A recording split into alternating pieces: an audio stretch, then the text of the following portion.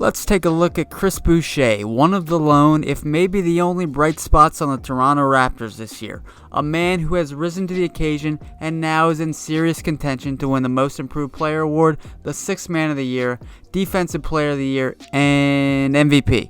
A man who is also slowly but surely starting to get the love and support that his teammates Pascal Siakam and Fred Vanvleet got in these past couple years on their road to superstardom. So let's enjoy Boucher's moment in the sun right now before everyone turns on him like they did to those two guys. And a man who, despite getting some love lately, is still relatively unknown in the world of sports. Even Grayson Boucher, the professor, and Bobby Boucher, the former All-American linebacker for the Mud Dogs, are more famous Bouchers in the world of sports. But that will soon change as fans get to know Chris Boucher's story and the adversity he has overcome to get to this level, as he has overcome a laundry list of obstacles to get to where he is today. But if you look up perseverance in the dictionary right now, there's got to be a picture of Chris Boucher next to it. The man himself was born on January 11th, 1993 in St. Lucia, but by the age of 5 moved to Montreal, Canada because that is where his father currently lived. But it was not long after that his world started to unravel. His parents got divorced. He lived with his mother, but sadly after that relationship turned stale, he was effectively homeless, out on the streets, trying his absolute best to couch surf. He was a high school dropout, and at the age of 19, Chris was working, earning less than $10 an hour as a part-time cook and dishwasher in Montreal. He admitted that when he wasn't working, he really wasn't doing anything. And at this point, he had played zero organized basketball at the age of 19.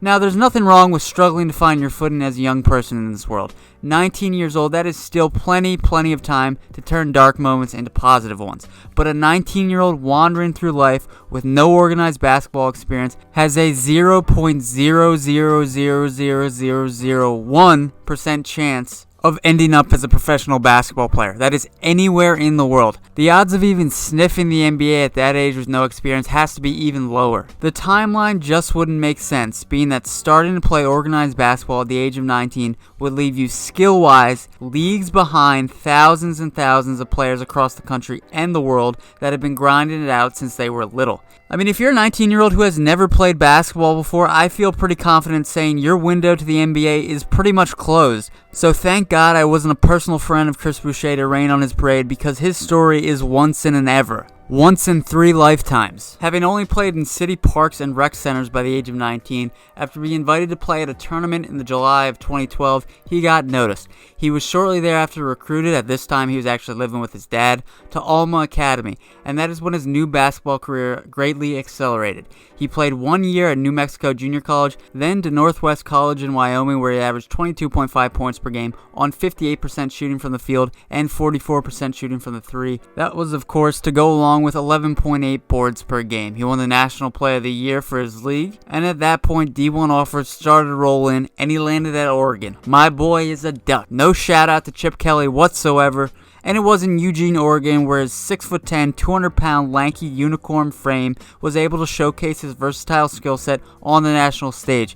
In his 2 seasons at Oregon, he averaged 12 points, 6.8 boards, 2.7 blocks, and shot at a very respectable 34.4% from the three. Not bad for someone who's 6'10" with a funky shot. He turned out to be an elite rim protector on the collegiate level and finished second in school history with 189 block shots and with the 4th best field goal percentage in school history. He made the Pac-12 All-Defensive Team, but sadly, the storybook ending that Mr. Chris Boucher deserved in college did not come to fruition. In the Pac-12 tournament, he was injured, continued to play, but by the next day, it was revealed that he had torn his ACL. Obviously, the timing was tragic, just months from the NBA draft, but also compounded by the fact that he wasn't able to help his team in the postseason March Madness NCAA tournament. A team that was stacked, a team that, despite Chris's injury, I still picked to win it all. They, of course, lost to UNC in the Final Four after an amazing run, but being able to make a run that far means you have the entire basketball world watching, and certainly every NBA scout, something Chris couldn't participate in. And that Oregon team, looking back on it, was absolutely filthy, with Jordan Bell, Dylan Brooks, Tyler Dorsey, Boucher, obviously, and a very young Peyton Pritchard. Oregon, as a 3 seed, exceeded all expectations in that tourney, but you can't help but wonder if Chris's presence would have taken them over the edge. Now, by the time draft day rolled around, Oregon players were rewarded for their stellar tournament play, as Jordan Bell, Tyler Dorsey, and Dylan Brooks were all drafted in the second round, but sadly, Chris wasn't able to join them. Due to his ACL injury, he actually couldn't work out with teams, which rendered him undrafted. He was signed to a two-way contract by the Warriors. He played that season for the Santa Cruz Warriors. He played 20 total games and actually put up decent numbers, putting up 11.8 points per game on 22 minutes per game, and even got the call up to the big boy Warriors, playing just one 1 minute on the NBA level that year. I was on TV, which actually made him eligible for an NBA title that year with the Warriors the 2018 season, something I'm sure he felt he absolutely deserved and earned the hard way. But at the end of the year, despite that electric 1 minute performance for the Warriors that season, they decided to waive him, and I promise you, at this point on, the story gets less and less depressing.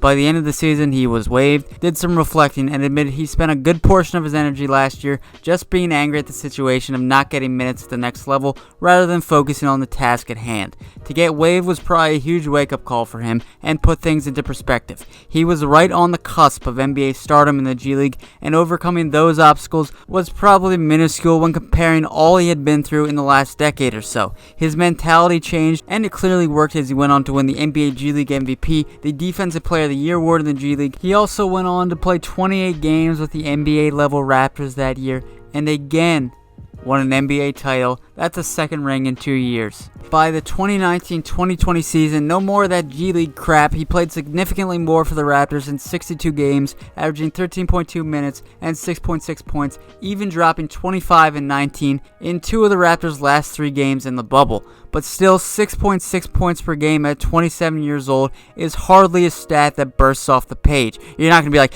yo dude, there's this 27-year-old, 6.6 points per game in the NBA, he's incredible. Which is why the current 2020-2021 season for Boucher has been a breakout year. Chris has been playing 23.5 minutes per game, scoring 15.7 points on 47.7 from the 3 and 59.6 from the field, to go along with 6.8 boards and 2.5 blocks on a Raptors team that has been otherwise a total disaster. And oh, by the way, in his last 5 games, he's scoring 20.6 points on 66% shooting from the field, 56.5% shooting from the 3, with 8.6 boards and 3.2 blocks on 29.1 minutes.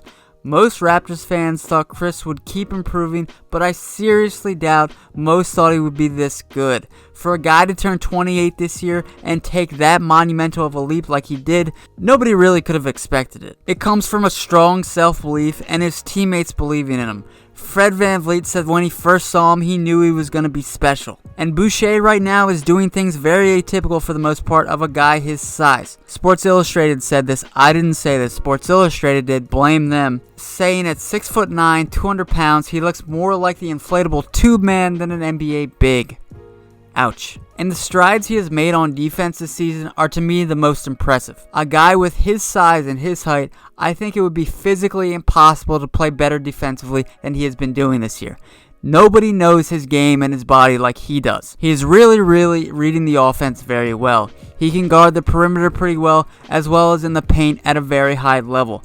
What he lacks for in speed when switched on to a guard to defend, he makes up for in his reach. What he lacks for in size against a bigger big, he makes up for in reach, speed, and his positioning. Defensively, he is playing to all of his strengths. He is currently 3rd in the NBA in blocks per game, and he even swatted LaMelo Ball. Triple Bs. Offensively, his three-point shot has also grown leaps and bounds from last year, going from 32.2%, that's very below average, to now 47.7% on 1.8 more attempts per game. It's unorthodox as hell, but it goes in as hell, and his length makes it almost impossible to block and get a hand in his face.